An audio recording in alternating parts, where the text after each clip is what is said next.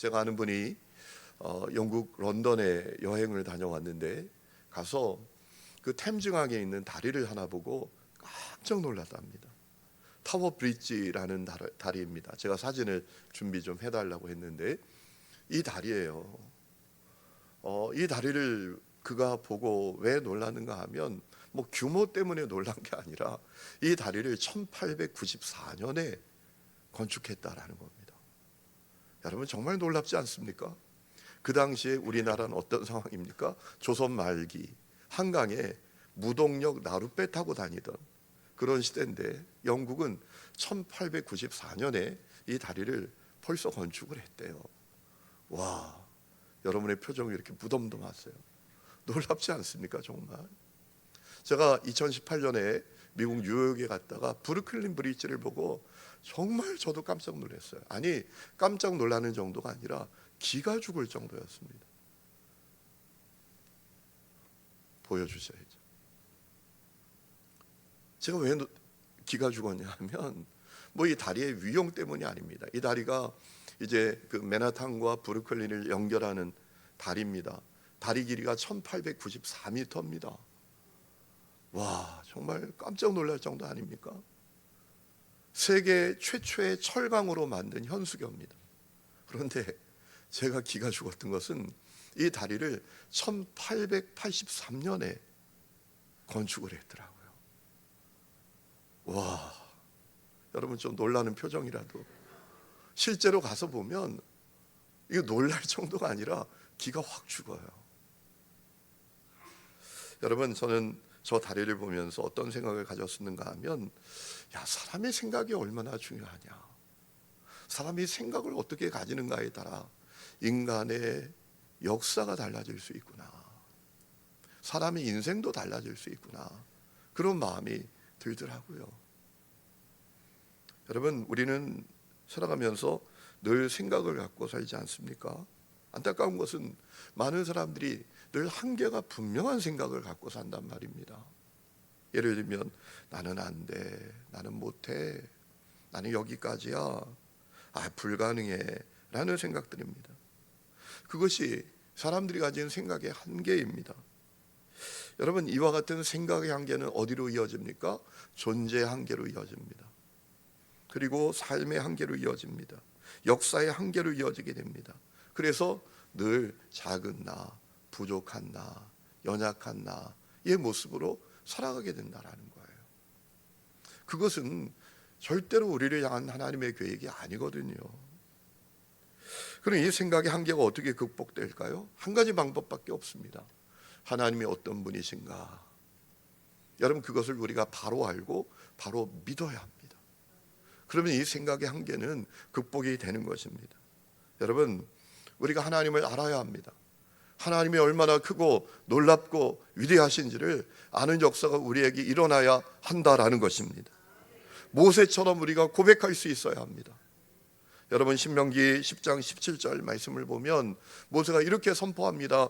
너희의 하나님 여호와는 신 가운데 신이시며 주 가운데 주시요 크고 능하시며 두려우신 하나님이시라. 우리에게 이 고백이 회복이 되어야 한다는 겁니다. 하나님이 얼마나 크고 놀라운 분이신가, 하나님이 얼마나 위대한 분이신가, 이 하나님을 우리가 바로 알고 바로 믿는 역사가 일어나야 한다는 것입니다. 여러분, 오늘 우리가 읽은 에베소서의 말씀은 얼마나 주옥 같은 말씀인지 바울 서신에 면류관이라는 별명이 붙어 있을 정도입니다. 여러 번 말씀을 드렸죠. 우리 지난번에 에베소서 묵상할 때도 말씀을 드리지 않았습니까? 에베소서 두 가지로 나눌 수 있습니다. 1장부터 3장까지는 똑바로 믿어라, 4장부터 6장까지는 똑바로 살아라. 그러니까 에베소서의 주제는 뭐냐면 똑바로 믿고 똑바로 살아라 라는 얘기입니다. 왜 그럴까요? 중요한 이유가 있지요. 예수를 믿는다고 하는데 엉터리처럼 살아요. 너무나 무기력하게 살아요. 너무나 안타깝게 살아요. 그런 모습을 바울이 목도했기 때문입니다. 그래서 바울은 예수 믿고 구원받은 사람이 받은 복이 얼마나 놀라운 복인지를 먼저 소개하지 않습니까? 여러분이 예수 믿고 받은 복이 무엇입니까? 바울은 증언합니다. 창세전에 하나님이 나를 택하사 하나님의 자녀가 되게 하신 거다. 여러분, 이것이 얼마나 놀라운 일입니까? 그래서 에베소 1장 3절에 이렇게 말하죠. 우리 주 예수 그리스도의 아버지이신 하나님을 찬양합시다. 하나님께서는 그리스도 안에서 하늘에 속한 온갖 신령한 복을 우리에게 주셨습니다. 하나님은 세상 창조 전에 그리스도 안에서 우리를 택하시고 사랑해 주셔서 하나님 앞에서 거룩하고 흠이 없는 사람이 되게 하셨습니다. 하나님은 하나님이 기뻐하시는 뜻을 따라 예수 그리스도를 통하여 우리를 하나님의 자녀로 삼으시기로 예정하신 것입니다 라고 했습니다. 여러분, 우리가 받은 놀라운 복이 어떤 복이라고요? 창세전에 하나님이 나를 택하서 내가 하나님의 자녀가 되었다라는. 여러분, 우리가 대단히 힘있고 권세 있는 아들 보면 얼마나 부럽습니까? 제가 초등학교 다닐 때 제 짝이 원주 기독병원 세브란스 병원 원장님 아들이었어요. 그 집에 가보면 우와, 집이 으리으리합니다. 넓은 잔디밭이 있습니다. 한쪽에 수영장이 있습니다. 그 당시에. 그리고 막 잔디밭, 장미 정원이 가득하고, 집에 가면 방이 하도 많아가지고 방이 몇 개인지 찾을 수도 없어요. 놀다 보면 일하시는 아주머니가 쟁반에 그 당시에 구경도 못하던 바나나, 그리고 식빵에 딸기잼을 쫙 발라가지고 그걸 갖다 줘요. 야, 그거 먹는 재미가 얼마나 좋은지. 그 친구가 놀러 가자 그러면 막 가슴이 벌렁벌렁해요. 어린 마음에 그런 마음이 있었다니까요. 야, 우리 아버지도 기독병 원장 아버지면 얼마나 좋을까. 여러분, 우리가 하나님 아버지의 자녀가 되었습니다. 이것이 우리가 받은 복이에요. 여러분, 이것이 얼마나 놀라운지를 바라보는 눈이 열리기를 축원합니다. 여러분, 이 사실을 모르니까 엉터리처럼 살잖아요. 그렇죠? 그러면서 바울은 하나님의 자녀된 당신들을 위해서 내가 하는 기도가 어떤 기도인지를 이야기하잖아요. 아주 수준 높은 기도를 한다고 했어요. 아주 품격 있는 기도를 한다고 했어요. 누구보다 더 잘 되고 앞서고 더 많이 갖고 뭐 그런 기도 아닙니다. 세 가지 기도 아닙니까? 첫 번째는 무엇입니까? 속사람이 능력으로 강건하게 되는 것. 당신들의 속사람이 성령의 능력으로 강건하게 되는 것. 두 번째는 성령께서 내 안에 계신다라는 사실을 믿고 살도록. 세 번째는 사람이 가진 지식을 초월하는 그 하나님의 사랑을 아는 것. 그거면 다 되거든요. 사실은 주님이 내 안에 계신다. 여러분, 이것을 믿는 사람이 엉뚱한 짓을 하겠습니까? 주님 내 안에 계신다라는 사실을 분명히 믿는 사람이 여러분 걸레처럼 살아갈 수 있겠습니까? 나를 향한 하나님의 사랑이 얼마나 놀라운지를 아는 사람이 포기할 수 있겠습니까? 낙심할 수 있겠습니까? 고아처럼 살 수 있겠습니까? 속사람이 능력이 있어야 거친 풍랑이 다가와도 능히 이기는 거잖아요. 믿으시죠? 얼마나 품이 있는 기도입니까? 얼마나 중요한 기도입니까? 얼마나 영적인 기도입니까? 여러분의 기도도 그와 같은 기도가 되시기를 축원합니다. 여러분의 자녀들을 위해서 기도하셔야 합니다. 그런데 뭐 공부 잘하게 해주세요 이런 기도하지 마세요. 그가 속사람이 하나님의 성령의 능력으로 강건하게 해주세요. 주님 내 안에 계신 것을 그가 분명히 알고 믿고 살게 해주세요. 그러면 끝납니다. 뭐 똑바로 살라, 뭐 열심히 살아라, 정신 차려라 이런 얘기 할 필요가 없습니다. 여러분, 그리고 바울이 이 기도를 한 다음에 하나님께 영광을 돌립니다. 그것이 오늘 우리가 읽은 말씀인데요. 주목할 것은 오늘 말씀을 보면 바울이 고백하고 있는 하나님이 너무나 놀랍다라는 것입니다. 여러분 20절 말씀 다시 보십시다. 이렇게 얘기해요. 우리 가운데에서 역사하시는 능력대로 우리가 구하거나 생각하는 모든 것에 넘치도록 능히 하실 이. 그가 하나님이라는 겁니다. 자, 무슨 얘기죠? 하나님 우리 가운데 역사하십니다. 하나님 살아계십니다. 그분이 지금 시퍼렇게 살아서 역사하신다라는 것입니다. 그리고 우리가 구하거나 바라는 것, 그것 이상으로 역사하시고 부어주시고 일하시는 하나님이시다라는 거예요. 그래서 공동번역이 이렇게 번역했습니다. 하나님께서는 우리 안에서 힘차게 활동하시면서 우리가 바라거나 생각하는 것보다 훨씬 더 풍성하게 베풀어 주실 수 있는 분이십니다 라고 했습니다. 여러분, 바울에게 있어서 하나님은 누굽니까? 살아계십니다. 지금도 분명히 역사하고 활동하고 계십니다. 그리고 우리가 구하고 바라는 것보다 더 놀랍게, 더 풍성하게 도우시고 역사하시는 분이십니다. 그것이 바울이 고백했던 하나님입니다.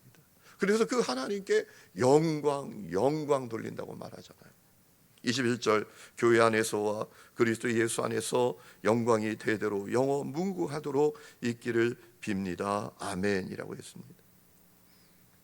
교회 안에서 그리스도 예수 안에서, 여러분 이 의미는 어떤 얘기죠?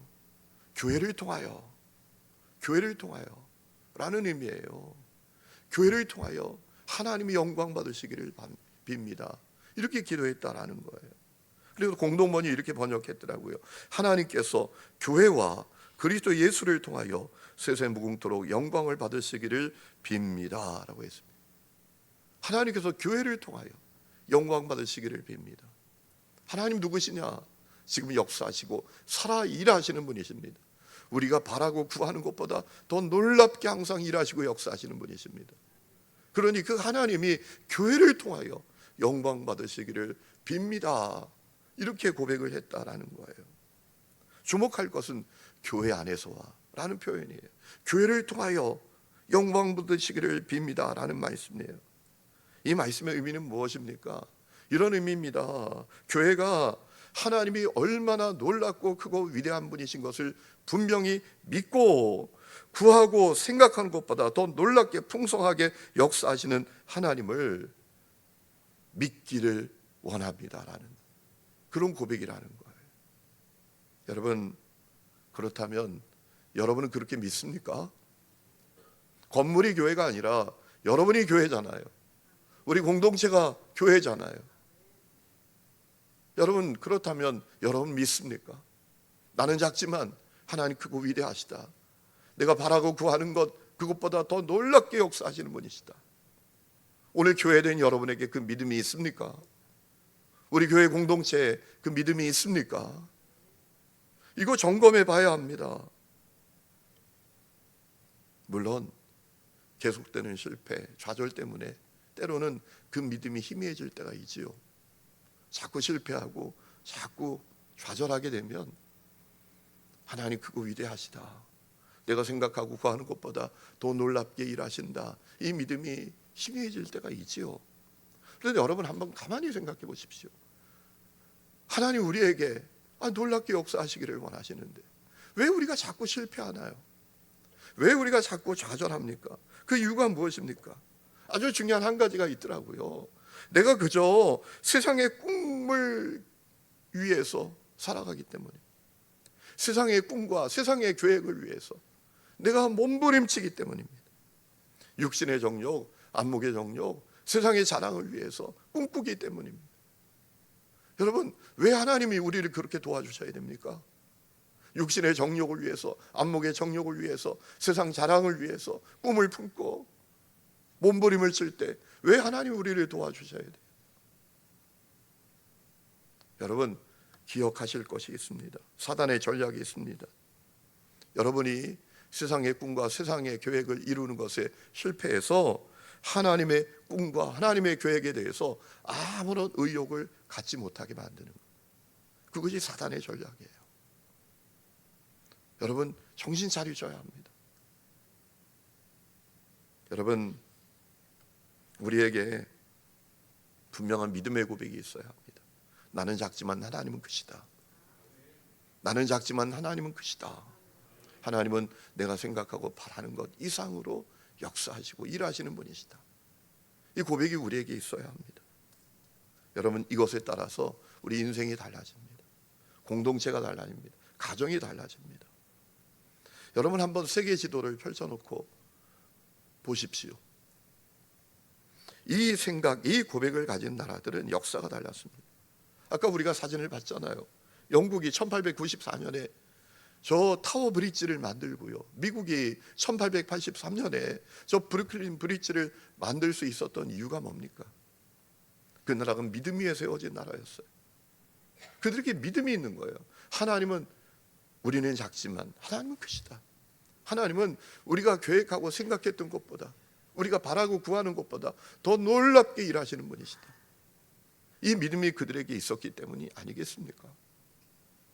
여러분, 불교를 믿는 나라들을 보세요. 다 운명론에 빠져 있습니다. 전생의 업보를 안고 평생 살아간다고 생각합니다. 이슬람 나라들을 바라보세요. 그들은 어떤 것에 빠져 있을까요? 불확실성에 사로잡혀 있습니다. 매사가 인샬라입니다. 매사가 인샬라. 인샬라가 뭐예요? 하나님이 원하시면, 알라가 원하시면, 이런 뜻이에요. 그래서 그 사람들은 늘 불확실합니다. 너 밥 먹을 거니? 인샬라. 아니, 밥은 지가 먹는 거지. 밥을 먹을 거니? 그러면 하나님이 원하시면, 알라가 원하시면. 너 학교 갈 거니? 인샬라. 얼마나 불확실합니까? 여러분, 그러나 기독교는 달라요. 확실합니다. 하나님은 살아계신다. 이것을 확실히 믿는 사람들이에요. 나는 작지만 하나님은 크시다.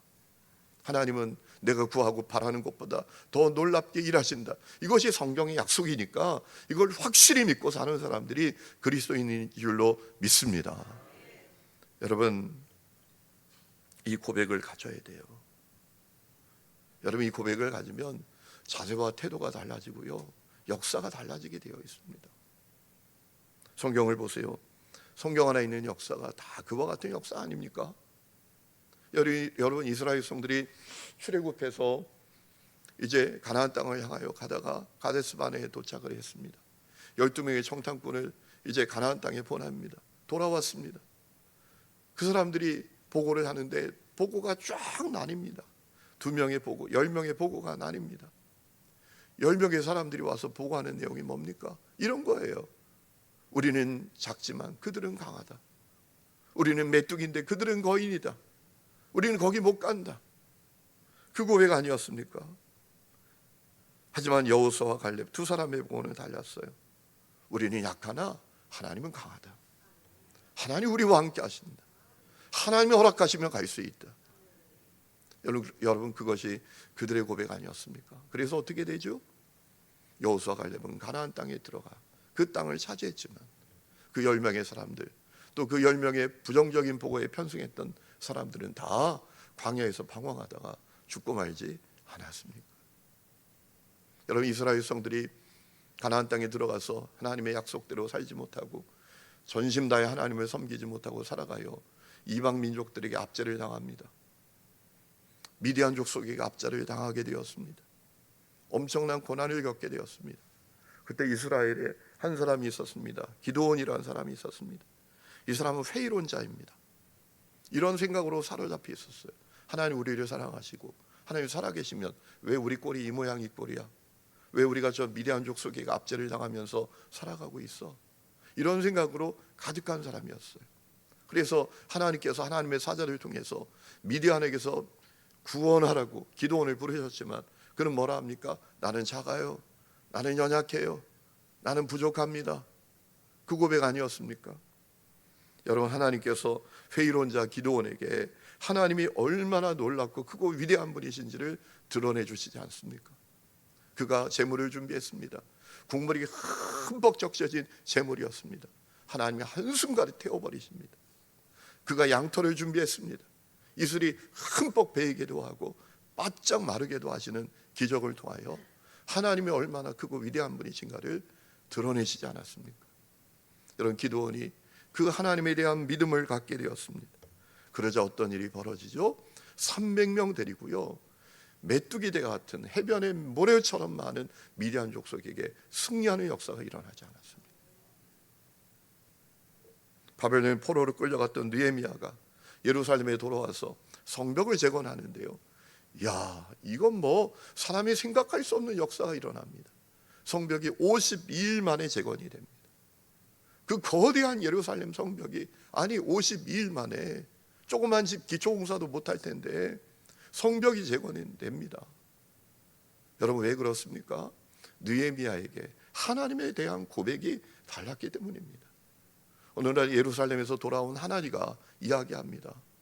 예루살렘이 폐허라고, 성문도 불타고 완전히 다 무너져 있다고. 그 얘기를 듣고 느헤미야가 하나님 앞에 엎드려 기도하는데 그 기도 내용이 뭡니까? 여러분, 느헤미야 1장 5절에 이렇게 기도를 해요. 하늘의 하나님 여호와, 크고 두려우신 하나님이여, 주를 사랑하고 주의 계명을 지키는 자에게 언약을 지키시며 긍휼을 베푸시는 주여 간구하나이다. 여러분, 하나님을 향한 느헤미야의 신앙 고백이 달랐습니다. 그에게 하나님은 나는 작지만 하나님은 위대하신 분이에요.